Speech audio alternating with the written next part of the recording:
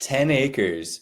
Bitterroot Valley down in like Victor, Hamilton, Darby area of Montana, down south on Highway 93. This truly is a world-class location in Montana. Great fly fishing, great hunting, and just epic views in this valley. You're pretty close to Lost Trail ski area, like Salmon, Idaho, down by the border along the Bitterroot River. So my name is Miles McLaughlin here at Wilco Land. What we do is we buy and sell raw land across the United States. We're a small business here, and we offer more of a self-service product. We offer cash discounts for cash buyers, and we offer seller financing terms as well. So in this video, I'm going to go over some FAQs. I'm going to talk about the property and what I know about it. Go over how to do your own due diligence, what we found during our due diligence, and things like that. So just kind of browsing through the photos to start, you can see the previous owners use this as I think for hay. They were using it for agriculture. So we do have water rights with the property. I'll get to all this stuff here in a minute. You can see there's easy road access. It was kind of a cloudy day. The mountains were pretty moody when our photographer went out there. It looks like this is actually on the property as well, a pump house for irrigation. And so there is some development. It is fenced. It was previously used by the owner. You can see it was used for farming, right? It looked like for hay. So this is a pond on the property, a natural pond. This would be a great horse property down here in southern Montana.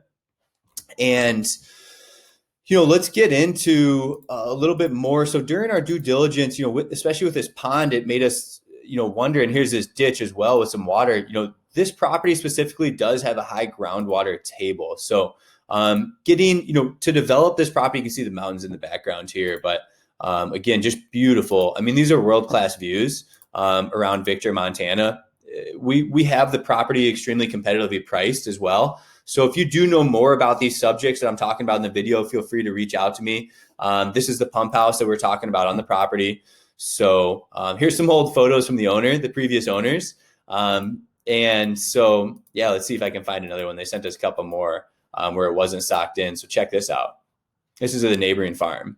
They sent us this when we bought it. So they do live next door. They are farming out there. They are using their properties for agriculture. So just jumping into this listing now. So I've got a few things to talk about in this property. So I'm going to go over how to visit it and things like that. But first, I want to talk about this investment here down in Montana. So again, location. This is in Ravalli County.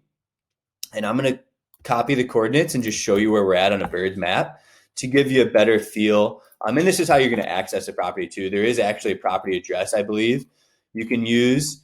But you can also use, here's a property address on Midtower Road in Victor, Montana. You can use the GPS coordinates as well. I like to use Onyx Maps or other apps to see the boundaries, but with this being fenced, it shouldn't be too hard to identify. So again, we're south of Missoula, Montana, just north of Hamilton. This stretch is called the Bitterroot Valley. I mean, it's just world-class recreation. The location's really tough to beat here in Montana. I mean, that's what you're paying for. So getting back over to the listing and what we know about it, what we found during our due diligence. So, we do have water rights for this property, 10 shares to Big Creek Lakes Reservoir. I have a bill of sale right here you can view.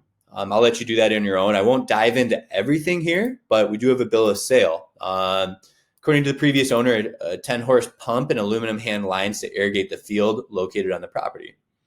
Previous owner used the land for pasture hay, and the property is fenced as well. Like I said, the irrigation pump house and a buried main line along the northern fence line. So I do have a message from me here talking about the due diligence. So this area, we've made some contacts. It's notoriously It's notoriously known for high groundwater. The adjacent lot to the north failed groundwater monitoring in 2010. So it may be worth monitoring other areas of the property and trying to find one location that would pass groundwater monitoring, right? So additionally, as we looked into this, the lot was involved in a boundary relocation back in 81. Back then, they didn't get the subdivision review done, sanitation and subdivision review. This is pretty standard.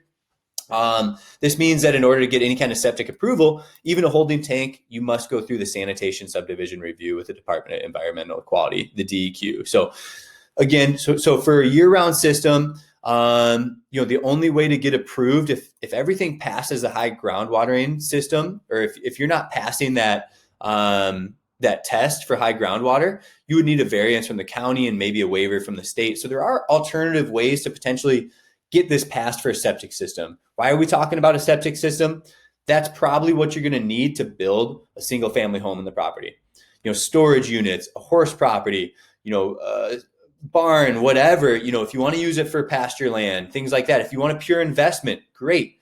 The groundwater changes. Like, this area never had problems until I believe like a ditch was rerouted or something like that. So just keep that in mind. I mean, things change over time. There's 10 acres to find an area that's going to perk for a septic system, right? So you've got a lot of land to work with. We aren't going through this process. We are not a development company. We keep it really bare bones. We find land deals. We're listing this at the right price with all things considered. I'm open to a conversation about the numbers. I'm open to a conversation to talk high level about the property as well. So here's the groundwater monitoring system as well. If that does not pass, maybe an elevated sand mound would require a variance from the county and a waiver from the state. So again, there are maybe alternatives to traditional septic that one may look into, right? So there are variances with the state. There's people, there's attorneys, there's professionals you can contact saying, hey, this property has a high groundwater. How can we make this buildable, right? I'm not the expert in that subject. I'm fairly new. I'm the expert in raw land, not the development of it, not getting septic systems on it, right? So talking to experts, talking to professionals, getting multiple opinions, taking the time to go down that route. It may take months or longer to get this confirmed, to have that black and white answer, to move forward with that. So, as I talk about here, like getting the property passed for a septic system could take 2 to 3 months or longer, right? Our specialty is to sell land as is, to share everything we know. We know there may be potential hurdles or challenges to potentially put in a septic system. I say may. We haven't had a perk test done. We haven't paid anybody to go out and test different locations of the property. These are major assumptions we're making, and I'm letting you know, being as transparent as possible as a potential buyer, what I've heard, right? So this isn't new news for you. There is a huge opportunity that this property passes a perk test this fall, and you can put a septic system in, build a single family home. Maybe it's a mound system, an above ground septic system. Maybe it's an alternative. Maybe new technology comes out in 1, 3, 5 years that allows other types of septic systems, right? So again, I'm doing a really surface level of due diligence. I'm sharing with you things I'm hearing, but again, I haven't done a single thing to confirm or deny any of this, right? Without somebody actually taking the time, spending the money, hiring the professionals to go through this process, you will not have a black and white answer. You will not have a yes or no. So just keep that in mind. I'm sharing with you, I'm talking about why we have it priced where it is. It could be a great deal for somebody. So we've got this property priced at under $300,000, and I'm going to go to Victor, Montana, and look at similar properties just to show you.